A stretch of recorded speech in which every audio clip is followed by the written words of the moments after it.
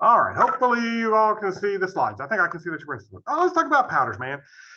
Most of the time when we start a new dosage form, we're going to start off with a little bit of an introduction just to make sure we're clear on our expectations for grading your final product. So what is a powder? What is the USP definition? And let's start with the definition of USP.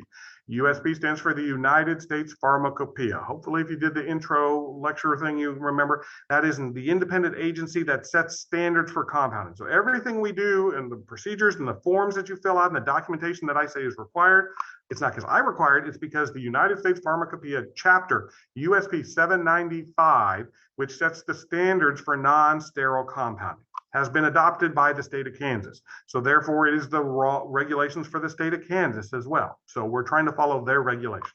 So they define powders, and powders are the most romantic of all dosage forms. They really are, because they contain mixtures, intimate mixtures of chemicals that are dry. Here's some key terms: dry, finely divided, okay, dry and finely divided, and which can actually be used for internal use, orally swallowed, or placed topically for external use on the skin. Okay, powders can be put either place, but they are dry, they are finely divided, and intimately mixed. Those three things we're going to talk about as a way to evaluate your final product. Now, between the oral and the external use, today, all of your products are external use or topical powders. Therefore, on the exam, they will be a topical powder. You can expect to make a similar type of topical powder on your exam. Does anyone ever really make powders for internal use anymore? They do, but guess what they put all that powder in? A capsule. So guess what the next dosage form we're doing is? Capsules. You're going to be taking a dry, finely divided powder and encapsulating it in a gelatin capsule so they're easy to swallow. So we will do internal powders in the form of capsules, but the first dosage form we're doing for powders are the external or the dusting topical powders. All right. Now, let's get into the compounding goals. So this is what we're going to do, and how are you going to make sure that you get a good product? As I said, a good powder has to have fine particle size. It needs to be very finely divided into small particles. They shouldn't be granular or chunky or anything else. How are you going to do that? You're going to perform trituration.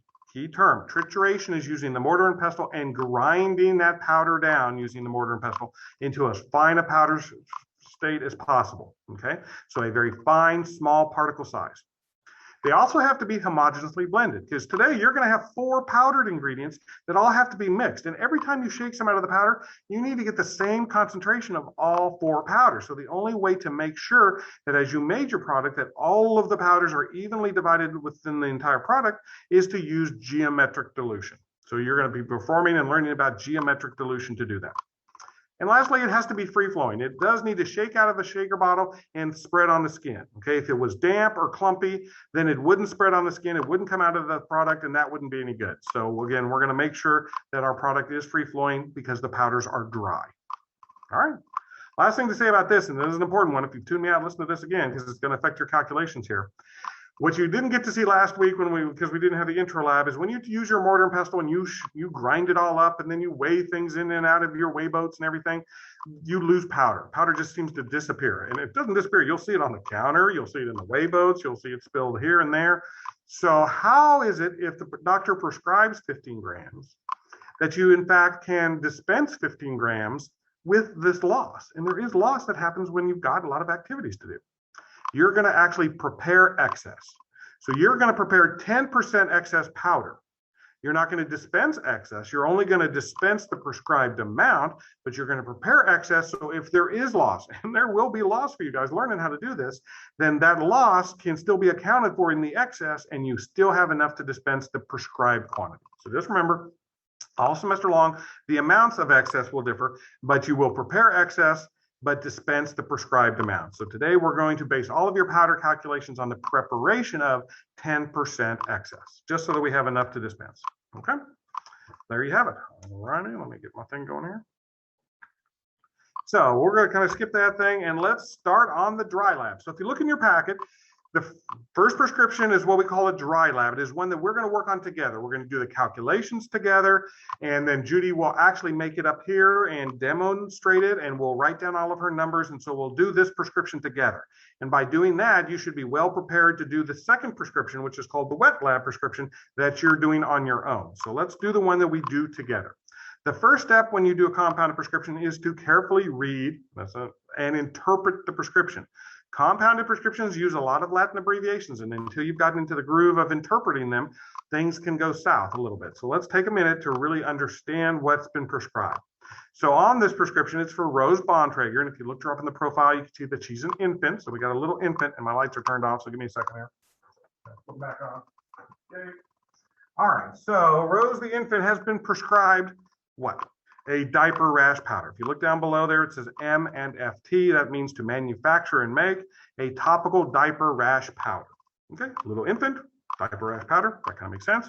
What's in it? So let's see. The first 4 powders are abbreviations here. So ZNO, hopefully you got that. Understand that would be zinc oxide. So we got zinc oxide, then talc, cornstarch, and calcium carbonate. Okay, so 4 powdered ingredients. It says AAQS 20 grams. So what does that mean? AA stands for of each or each. So that means for all 4 of those ingredients, each of those needs to have 20 grams, right? 20 grams of zinc oxide, 20 grams of talc, 20 grams of cornstarch. Is that what that means? Each means that, but what about the QS? The QS means to a total of, or a total. So it's of each to a total of 20 grams. So if our total is 20 grams, what that means is that has to be evenly divided between the 4 ingredients. So enough of each of those 4 ingredients evenly so that you have a total of 20 grams, not 20 grams each. So I just want to make sure you understand. That's what I mean by taking a minute to really interpret the prescription so that you don't go off and make the wrong thing. So we want all 4 of those mixed evenly to a total of 20 grams.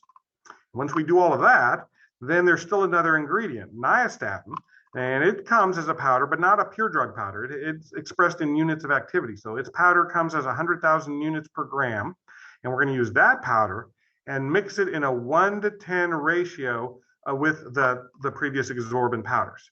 So essentially, nystatin mixed 1-to-10 with that combination of powders. It's a good thing you had a fantastic calculations class and you feel okay with ratio, strength, and everything else, because we're going to be dealing with parts here in a minute when we do our calculations. All right.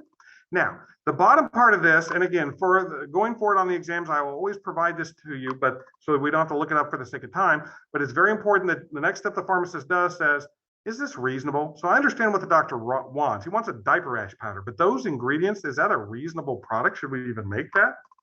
So down below there, let's make sure you understand. What is nystatin? Nystatin is an antifungal. What provokes fungal growth? Moisture, fluid. And think about a diaper rash or a diaper where it's going to keep all the urine and feces and all the other stuff, all the liquid, and it's going to hold it up against the baby's skin. So we definitely want to keep any fungal infection from growing. So that makes sense. And then zinc oxide. Have you ever seen the TV things where the lifeguards have the white nose cream on the nose, the white stuff? That's zinc oxide. It's a protectant. It keeps the sunlight from getting to the skin. It would also protect the baby's bottom by forming a layer to protect the skin from any moisture or anything. So it'll act as kind of a barrier. And then lastly, the talc and the cornstarch and the calcium carbonate, those powders were chosen specifically because they are drying powders. They absorb fluid really well. And you're going to see that with the talc in your wet lab prescription. They bind the liquid. So it would keep the liquid off the baby's skin as well. So to protect the skin, to bind up the fluid, and to keep any fungus from going, that sounds like a pretty potent diaper rash powder. So I think this is a pretty reasonable prescription to make. Okay, so I think we've read and understood what the doctor wanted. We've also decided that's a reasonable product to make. Lastly, you always want to look at the additional information for me because, again, there will be some instructions and some caveats. So what do we need to take into consideration before we actually formulate the prescription? Well, not a whole lot today. You're going to use the digital balance. Those do have least weighable quantities. That won't be a problem today. And I am reminding you here, before you do your calculations, that we want to base that on the preparation of 10% excess. I will not tell you that on the test. So don't expect to see that on the test. I won't remind you on the test. I think that's part of the learning expectations is going forward. You understand when you make a powder due to the loss, you want to calculate and prepare 10% excess. Okay, so we're going to take that into consideration. Next thing we need to consider are our ingredients. What ingredients do we have to even make this thing? Well, there I show you, I listed all of the ingredients down. You'll notice for some of those, I include the comma USP. And just like your ingredients today, some of your ingredients today out there are USP. You need to include that. That means that that specific ingredient met the quality and purity standards as described in the USP monograph for that drug. So it specifies the quality of that product. So you would want to include it. Not all chemicals are USP grade. For example, the talc in this example is not USP grade, so doesn't say USP. Okay, you'll see we've documented the manufacturer, the lots, and the expiration dates, and we'll certainly come back to the expiration date here in a little bit. So we have 4 bulk powders: zinc oxide, talc, cornstarch, and calcium carbonate. Those are all pure powders. When I say pure powder, it means it's pure that. So if we have 1 gram of zinc oxide powder, we have 1 gram of zinc oxide. That's not the case for the nystatin. I just want to make sure you understand. The other thing we have, last ingredient, is nystatin powder that comes expressed as having 100,000 units of activity per gram, not pure nystatin. So we're going to have to use that concentration as we do our calculations. Okay, but essentially we've got 5 powders that need to be mixed together. All right, so let's get started with the calculations. Get your calculator out, and we're going to do these calculations together here.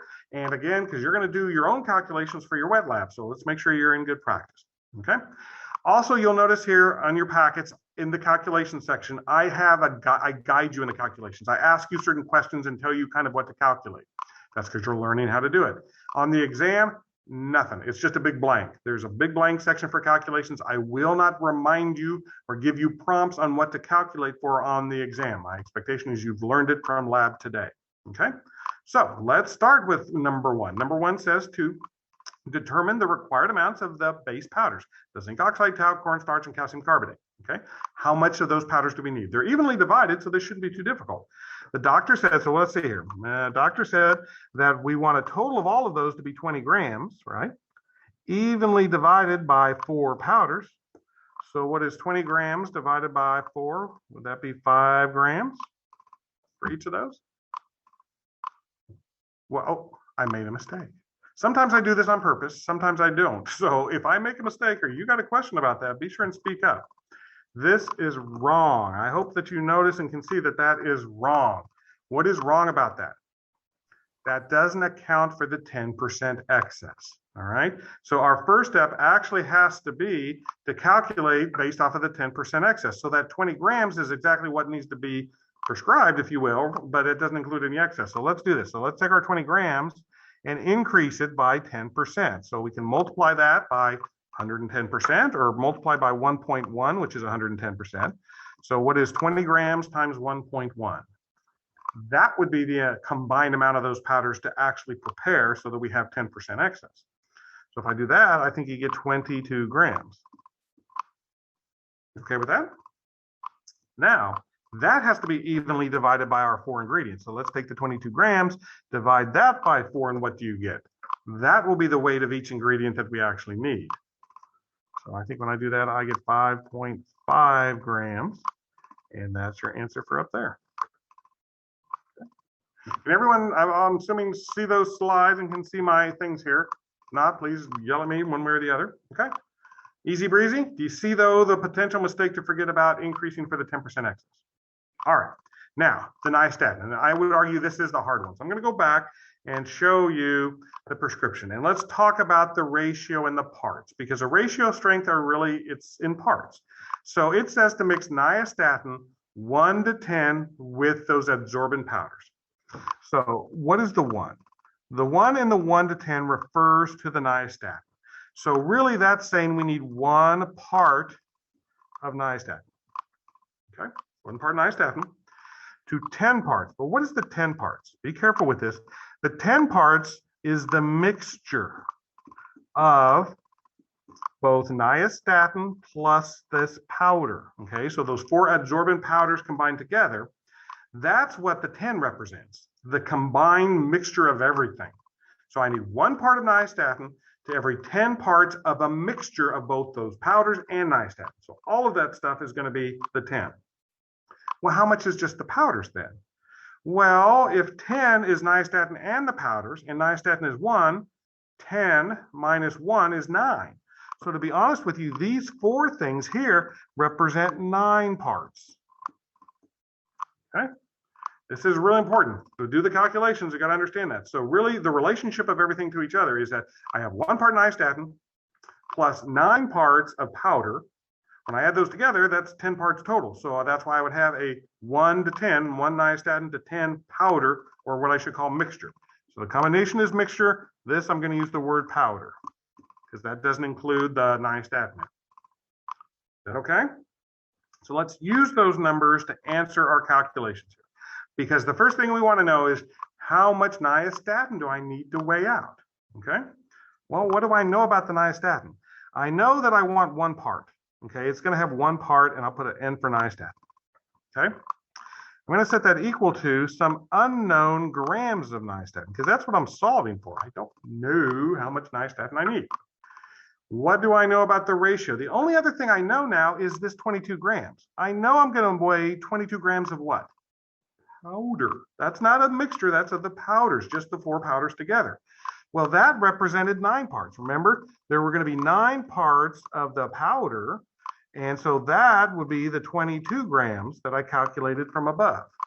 So really 1 part nystatin to 9 parts of powder would equal X grams of nystatin over 22 grams. Because remember, the 22 grams isn't magic.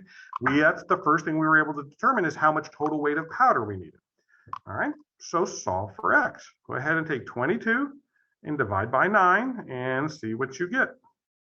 If you do that, I think I get X equal to 2.44 grams. And so that would be your answer right there.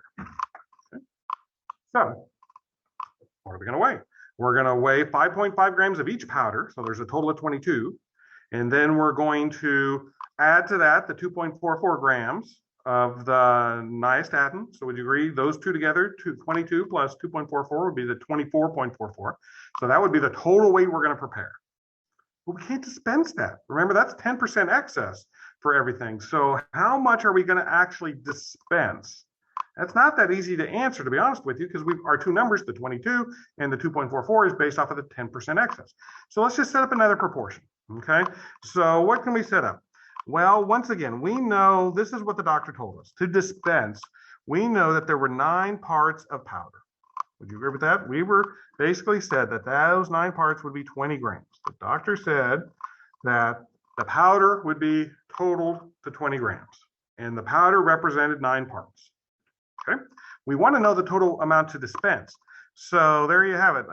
Please don't post those pictures there if you would. Avoid that. Thank you.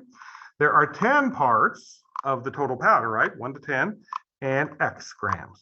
So now if we solve for X, we can determine the weight of the mixture that would contain the 20 grams of powder in the right proportions of 9 parts of powder to 10 parts of total mixture.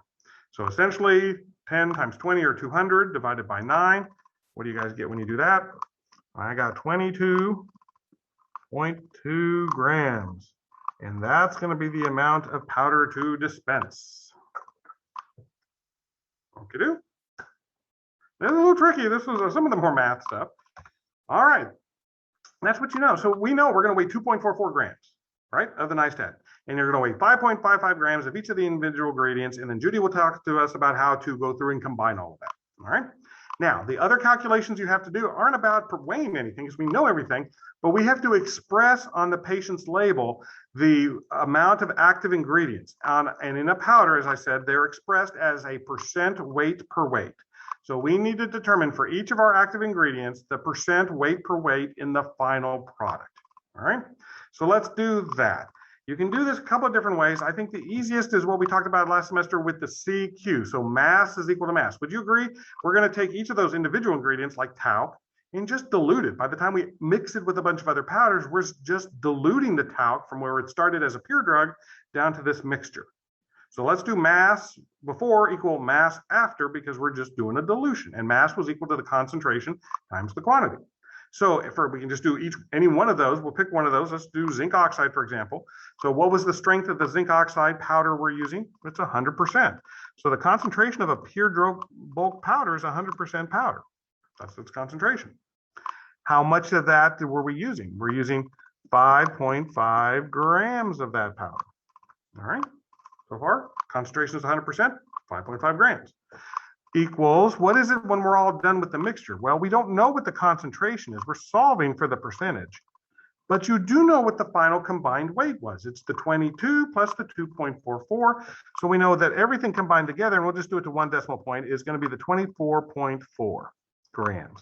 That'll be the final weight of the mixture. So I'll give you a second, do this math, see if you can get it. What does X equal? So 100 times 5.5 is like 550. Then you divide that by the 24.4. What do you get?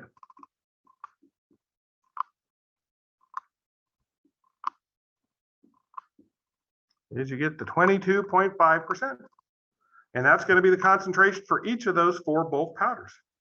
The last thing, go ahead and do the nystatin. I'll give you a second. Nystatin works the same exact way, except that you don't have a percent concentration. So your C is going to be expressed in units per gram. Remember, the original powder we're using for nystatin is 100,000 units per gram.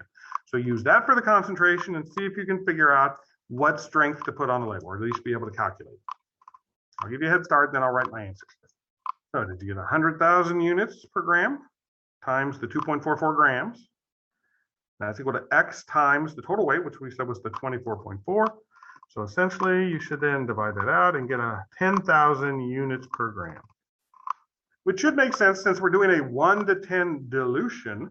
If you think about it, then the nystatin should be essentially 10-fold less than it started with. So it went from 100,000 down to 10,000 units per gram in the final product. All right, that's it. That's the calculations. All right, guys. So here in a second, what we want you to do is turn to the, what I need you to do is fill out the target amounts, because we now know, before Judy actually performs the procedure, we've completed our calculations. So let's put our targets so that we can actually know what we want to weigh. So on your compounding record, on the top for each of these ingredients, remember, let's go ahead and write down 5.5 for each of the basic powders.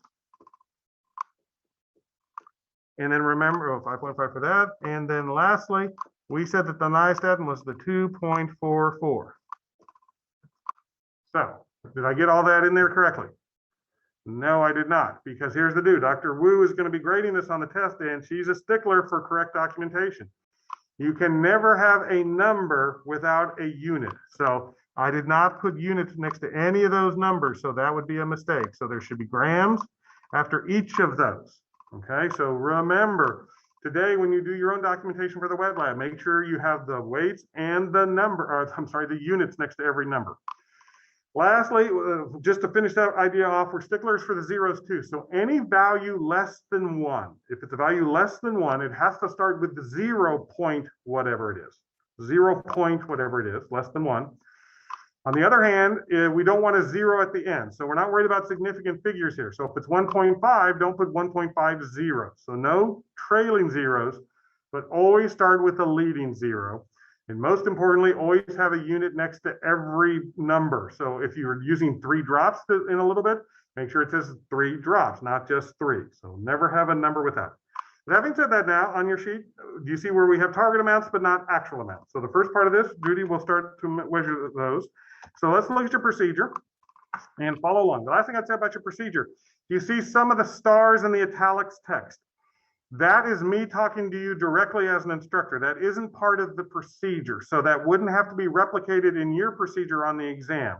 But I sometimes put things in there to remind you to do things like record these weights up in the compounding record or fill in this blank or so forth. So some of that instruction is just really directly to you. All right, excellent. So we are gonna do our dry lab together here. But before we do that, I have to introduce you a couple of things. So Larry has told you that what they are called already. This is your model pestle, this is your rubber spatula, and this is your scoopler. All right. For the model pestle, how do you use it properly? So this is your pestle. You have the bigger side, you have the smaller end. So for the smaller end, they go into the middle of your palm, and then you wrap around. Okay, this should be your dominant hand. You with your non-dominant hand, that should be hold on to the model, and that should be set on the top of the bench. Okay, and then you can do trituration. So trituration is a combination of pressing down and grinding simultaneously. So that's called trituration. Make sure that you use the right term when you describe your motion here. All right. Be careful, you don't want to do something like this, all right, because we have had that happen before, that the student will have something slip out of his or her hand. So always lay this on the top of your bench. At some point that you're not using the pestle, how do you rest it on the bench? You do not want to just rest on the bench like that. What you want to do is using a small weight boat and then set the pestle on the top, Therefore, that it's not gonna roll freely, so that prevent a damage from happening. Okay, all right, so that's for the motor pestle. You will be using your rubber spatula and scoops a lot, all right? And for them, same here, if they have drug on the top, you do not want to lose them as well. So I don't want you guys to just sit them on the bench. What you want to do is using well, in this case, you probably ideally you want to use a medium wave boat. Like that. So that's a small wave boat. You want to use a medium wave boat and then set those two equipment on the top. Therefore, if you have any drug, you can always collect them before losing them, okay? All right, so with that being said, we are ready to go into step number 1. All right, so I will read this procedure. So look on your procedure, I'll read it, and then Judy will do it. So step number 1 says to weigh the required amounts of essentially all of the powders. And I remind you that you're going to need to, as Judy does this, document the exact amounts, the actual amounts up in the compounding record. Okay, so what do I have here? I have pre-labeled all my whey boats, okay? I am going to work with 5 chemicals today, so I prepared 5 whey boats for them, okay? For me, I only have 1 set of whey boats. So for you, pay attention. You need to have 2 sets of whey boats. The top set is for you to get a aliquot from a container like this, all right? So then you should have a whey boat labeled as initial, for example, and to try to estimate how much you will need. You won't measure out from box directly, but you will actually took some out and then estimate and then coming back to your bench, and they will actually measure one more time, okay? So therefore, I only have 1 set of whey boats, and remember, you should have 2 sets, 1 set for initial and 1 set for final. Also label them very carefully. If you have initial has benzoic acid, and a final has benzoic acid. When you're about to use it, make sure that you know which one will go into a formulation and which one you will return back to the original container. Okay, all right, I hope that's clear enough. So the first one we are measuring is zinc oxide. Again, the first thing is always tare. You do not want the weight of the whey boat. And our target weight is 5.5 grams.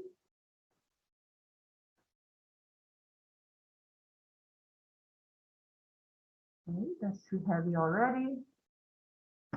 We are getting close, but maybe a little bit too much.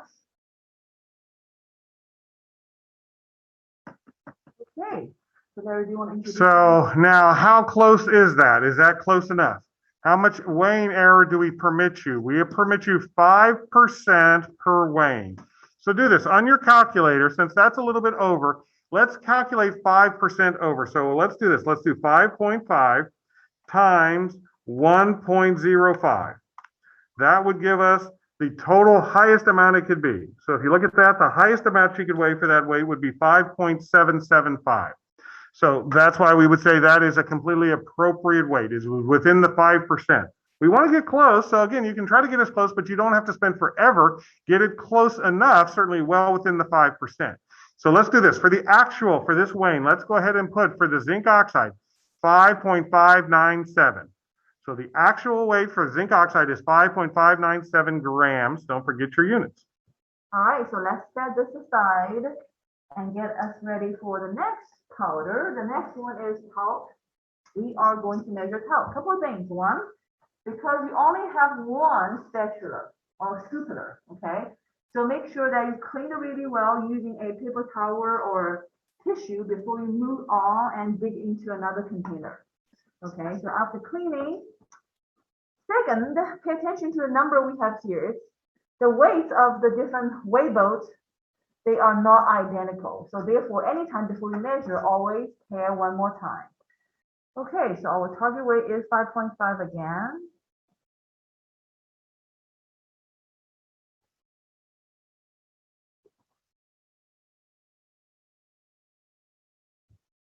Okay.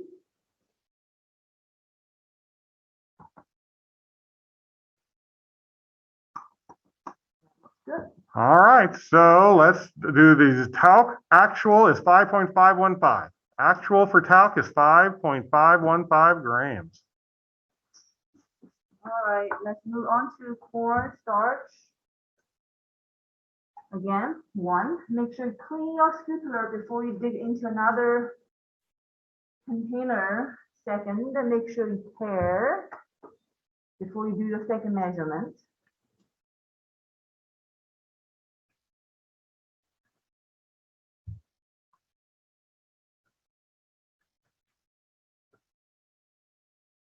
You're getting really close.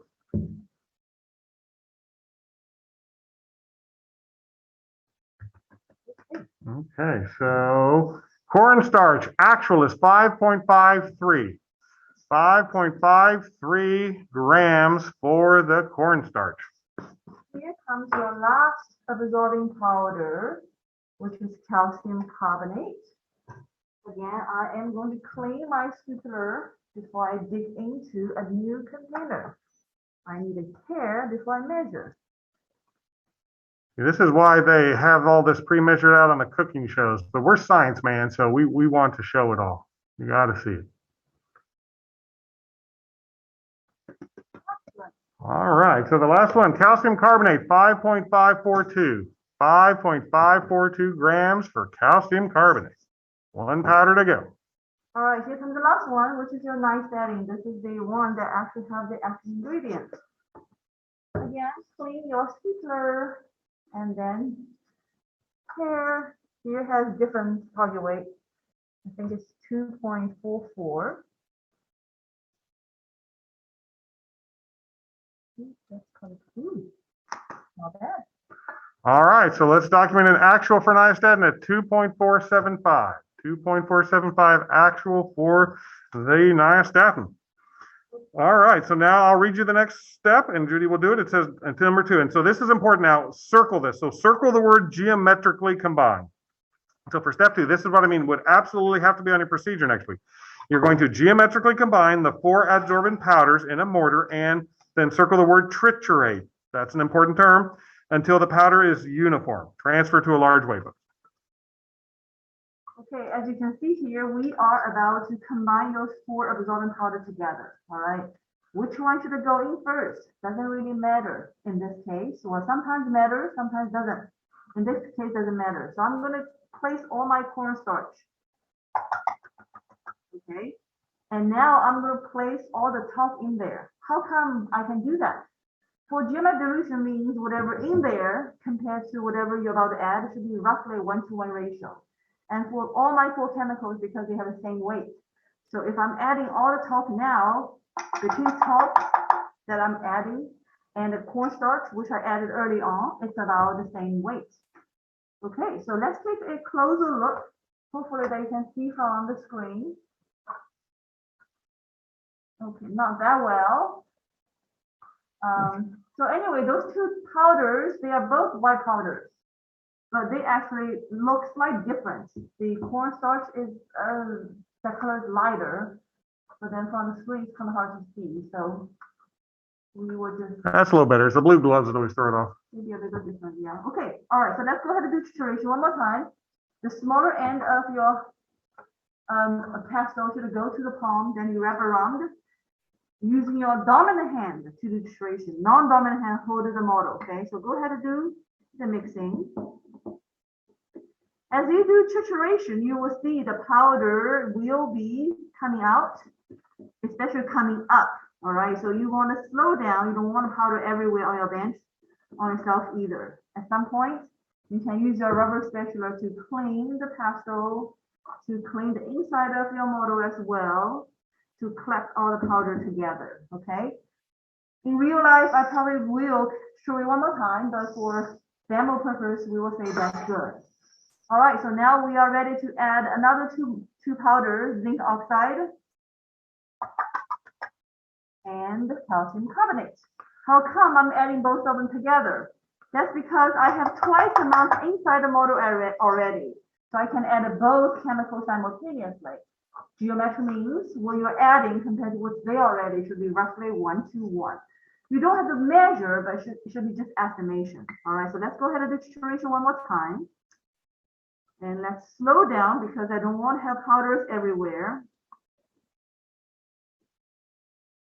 Again, after trituration, you want to use a rubber spatula to clean the pastel, and then also to gather all your powder from the wall of your model to the bottom of the model, okay? In that case, we will say it's good for the absorbing powder. So the next step says we're going to transfer this to a large weigh boat. All right, I do have some powder stuck on the bottom, which is fine. I can scrape them off, okay? Okay.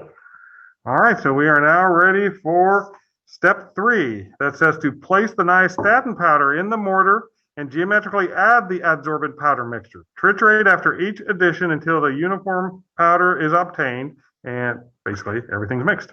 All right, so between these two powders, clearly the nystatin has a smaller volume. So we're going to place all the nystatin in first, and we're going to do geometric dilution. That means the amount of absorbing powder I'm adding should be roughly same to the amount of nystatin I have there. So I would say I probably need about 2 scoops.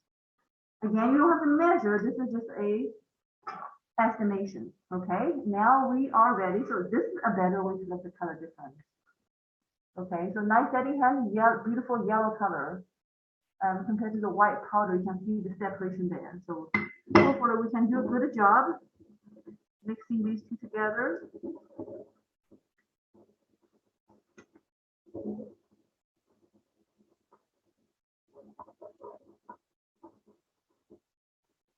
All right, again, you always want to clean your pastel. You always want to gather your powders to the bottom before you do your second addition. Okay, we are ready to do second addition. How much absorbing powder should I add? Previously, I added what? 2 scoops. So that means I have about 4 scoop amount of powder there. So I can add 4 scoops. Okay, therefore, what I'm adding compared with there already should be about 1-to-1 ratio. And that's the situation again. How will you know when it's thoroughly mixed? In this case, because nystatin has color, so you can try to look any yellow color like streaks, particles. Sometimes if you have all the white powders together, it's really hard to tell. You just have to do as many, as thorough as possible in terms of saturation. Okay, so that's your second addition. Here comes the third addition. So what I should do is adding, how many scoops should I add in? I should be adding 8 scoops. Okay, so I probably need about 2 more additions over here, but to save you guys some time, I'm just going to dump everything in here. Okay, all right. So let's do the last saturation. You can see that I'm really slowing down because I do not want to have powders everywhere on myself. It's okay to pour some powder on Larry, but not myself. Thank you. You're welcome. And so you can look on her gloves. Do you see any on her gloves? So as you're doing this yourself, look at your gloves, look at the little counter around your mortar, and you'll probably see some white powder. It is inevitable as you're learning how to do all of this. How do we account for that loss? How do we make sure we still have enough to dispense? That was the point of the 10% excess. All right, so let's look at step 4. Before Judy does it, there's 3 things I will take off points if they don't show up on your procedure next week. So number 4, see where it says transfer, circle the 22.2 grams. That's essentially your target amount. So it has to say the target amount. Transfer, essentially the target amount of the final preparation to a, do you see where it's got a blank? Put 2 ounce and circle it because these are going to be 2 ounce, and then circle the word shaker bottle. So the specific size and the specific type of bottle. So how much exactly was put into what size and what kind of bottle. So all of that would be something that would be graded for. All right, so now we are ready to transfer. And I want to teach you that little habit I have. Whenever I'm ready to do transfer, I like to have a large weigh bowl sitting on the bottom. And you will see why very soon. Okay, so pair that whole weigh bowl and the shaker bottle together. And we are ready to do transfer. What is our target weight, Larry? 22.2. Excellent. All right. So as I transfer a scoop by a scoop, at this point we are only about 5 grams. That is going to take forever. So that means speed up by doing this. Okay. And usually I can do a really good job, but because the pressure of trying to save me some time. Hurry up, Judy, hurry up, hurry up. Okay. That's a little messy there. All right. When I look at my scale, it says 22.3. So is that really 22.3? What should I do? I should clean out my bottle, and I do not want the weight of the powder that's inside the large weigh boat. So let me transfer that back to my model, and let's measure this one more time, make sure my weight is good. See, I did lose quite a bit. Okay, so it's not even 22 now. So I needed to add back a little bit, 22.2, and even a little bit. And that makes me feel much better. Okay, well within the 5%. So go ahead now. Here's the deal. This weight is an important weight, but it is not an ingredient weight. It is not one of the ingredients on your compounding. It's the final mixture. So where does this weight go? The QA section. So look to the right of the compounding record with the ingredients that should say quality assurance. This is the final QA weight or volume, in this case weight. So let's document the final weight being dispensed to the patient. The powder being dispensed to the patient is 22.394 grams. 22.394 grams in the QA final weight. Okay, all right. Clearly you cannot dispense the shaker bottle without lid. So let's place on the lid. Okay, this year Larry bought some very high quality shaker bottles, and you can see a click just like that. And the lid is on. Okay, this is almost ready. Let's prepare this for your patient. So this lid has two layers. On the top of the layer, you see a little hole there. Okay, and let me zoom in a little bit. So scooch in a little more to the middle. Because I always don't know where it is. Okay, here. All right, on the top of the layer, you see this little hole. So you want to turn that until you see the square. It says, what does it say? Push, I think. Push, yeah. Okay, it says push.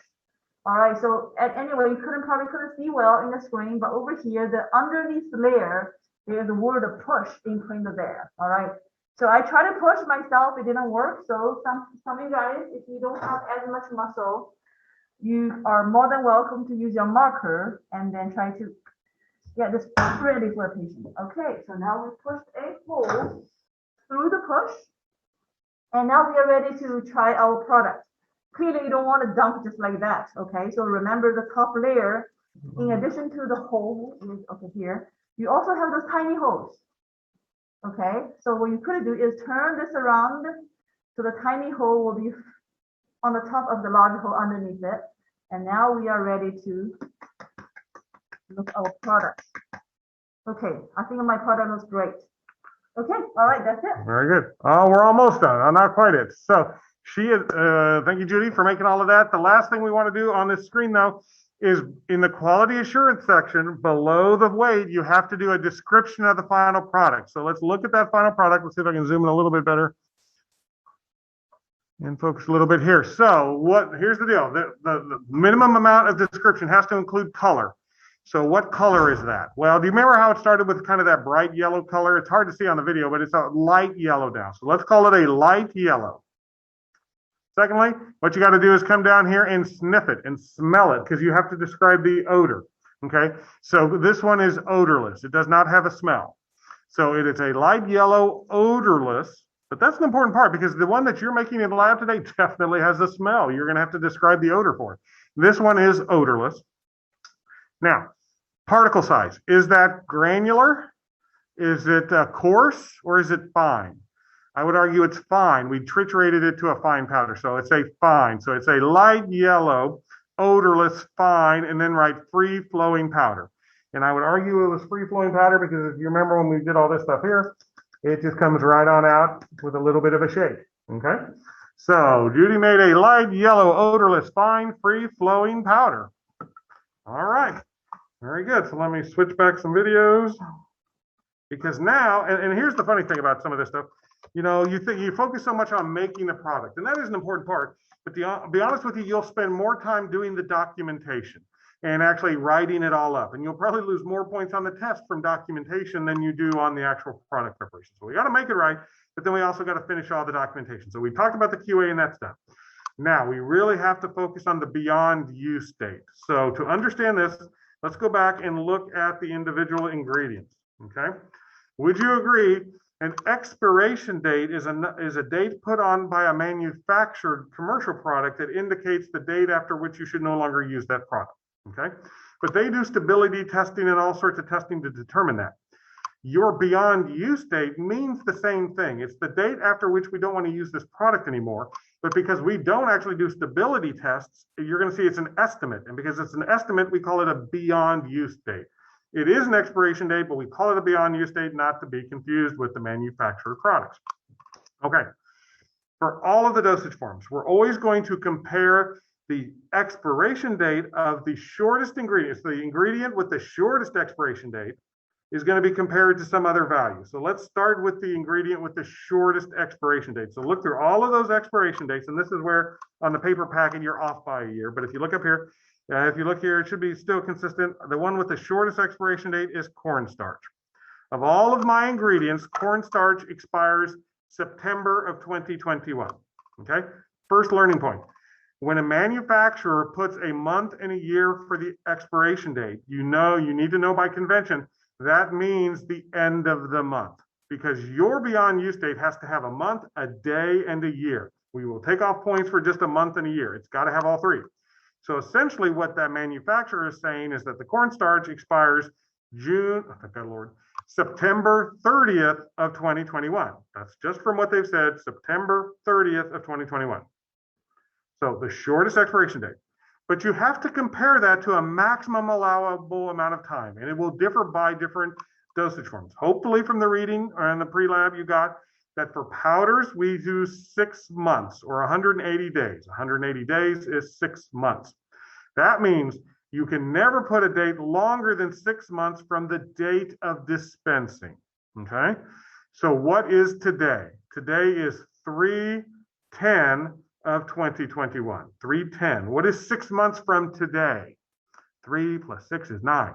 That would be September 10th of 2021. So let me ask you, what date do we put on there? Do we put September 10th of 2021 or do we do September 30th of 2021? See how we're comparing those two? You compare the two and always take the shortest. So in this case, the correct beyond use date for this should be 9/10 of 2021. Okay with that? It can be a little bit tricky. Take the shortest expiration date and compare it to, and for powders, 6 months from the date of dispensing. All right, so our beyond use date for our powder was 9/10 of 2021. All right, let's keep going. Storage requirements. Make sure you put for storage requirements. For all semester, it's either going to be refrigerate or room temperature. It's one or the other. And for powders, it's room temperature. We absolutely don't want to refrigerate it. I'll say why. Is because of the humidity. The refrigerator, while it's cold, isn't the problem. It's got very humid air in there. Because for powders, they need to be dry. They don't want to be wet. So again, it's going to be room temperature and airtight container because we need to protect from the moisture in the air. So room temperature, airtight container. So far, so good. That is the storage requirements. Drug name. Drug names are difficult for compounded products because there are so many ingredients oftentimes in them. But to be honest with you, it's the same as any commercial product. So think back, a normal drug that you might dispense a lot of at work, maybe generic Crestor, so rosuvastatin. What would that say? Rosuvastatin, 10 milligram tablet. Drug name, strength, dosage form. It's the same thing. Here, though, we got a bunch of drugs. So you can kind of see the example I did up here. I grouped them together. So we calculated the percent concentration. So I said zinc oxide, comma tau, comma cornstarch, comma calcium carbonate, each the 22.5%, right? That kind of got rid of all 4 drug names and strengths. Then I said, with nystatin, 10,000 units per gram, drug name strength. Lastly is the dosage form, and this is where you would lose points. It needs to say topical powder. It cannot just say powder, because remember, a powder could either be internal or external. So this is specifically an external powder, so it's got to say topical powder. Question I had yesterday was, does it matter what order the drug names come in? Absolutely not. So the order didn't really matter, but you had every drug and its concentration, then topical powder. All right. Now, bring up one thing. There are some ingredients in the formulation that don't have to end up on the patient's label. So for example, the one that you're going to be making here in a little bit contains methyl salicylate, which is oil of wintergreen. It's a nice minty smelling oil.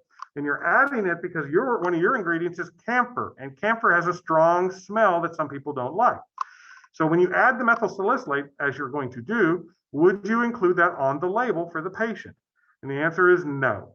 Things for color, things for odor, and things for flavoring, for taste. They're very important on your compounding record. And an ingredient, you have to be able to make it smell and look and taste the same every time you make it, but the patient doesn't need to know it's in there. So it doesn't go on the patient label, but it's absolutely in the compounding record, okay? Going on, auxiliary labels, as I mentioned before, for powders this week and for you guys on the test next week, I'm looking for external use only because it's a topical powder, and shake well because it's in a shaker bottle. You saw I had to shake the bottle to get the powder to come out. So we want to shake well. And lastly, I would say, anyways, the manufacturer that you put on the label is the word compound or CMPD. It's very confusing because remember PCCA, or you may have lots of different companies who've made the ingredients, but what we're labeling is the mixture, the unique compound that you just made.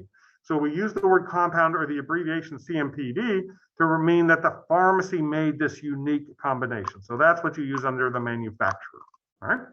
And then don't forget to sign that thing. You're the pharmacist, it's your license on the line for making sure all this is correct and complete, all right?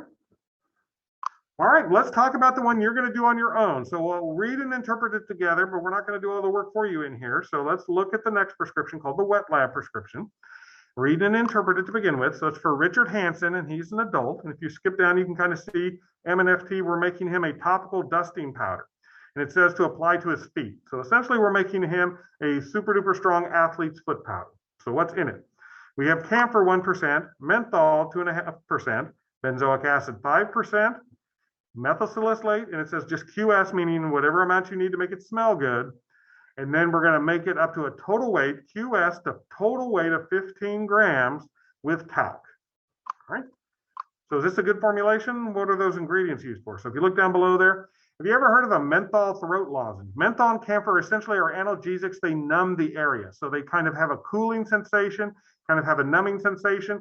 So it's going to help with the itching and the discomfort, kind of the burning feeling that comes along with athletes with sometimes. So cool the foot and help with the itching. So it's symptom relief. Camphor and menthol help with the symptom relief of the itching and the burning. What it doesn't do is make the fungus go away, because remember, athlete's foot is caused by a fungus. That's the point of the benzoic acid. So like nystatin was in the first prescription, benzoic acid is your antifungal for this foot powder. So that should hopefully make the fungus go away. Methyl salicylate makes it smell good. And lastly, talc. Is talc a good powder to use here? Absolutely, because it's a strong drying agent. So remember, the problem with the athlete's foot is all the moisture in the fluid down there, the sweat. So we want to be able to absorb that fluid and keep it from growing any sort of fungus. So this sounds like a pretty good formulation for me for an athlete's foot. Okay. Looking to the additional information, the only thing I'm reminding you again, when you do your calculations here in a little bit, base them on the preparation of 10% excess. I won't remind you to do that on the test, but I expect you to do it. And the last thing that's just some advice for you is the methyl salicylate. Like I said, you're going to add it drop-wise to try to make it smell better. And the point is the camphor. So when you get this, you're going to actually go grab, this is the only ingredient, the bottle of drop-wise of the methyl salicylate. You can grab that from the supply station, go back to your station, and start by adding 2 drops and then mix it up. And then take a big whiff and decide if you like it. If you're happy, because some people don't mind camphor, you may be happy, fine, stop there. If you don't like it, if it still smells too camphory, add a couple more drops up to a maximum of 8. Because here's the deal, the methyl salicylate is not the breeze. It's not going to make the camphor go away.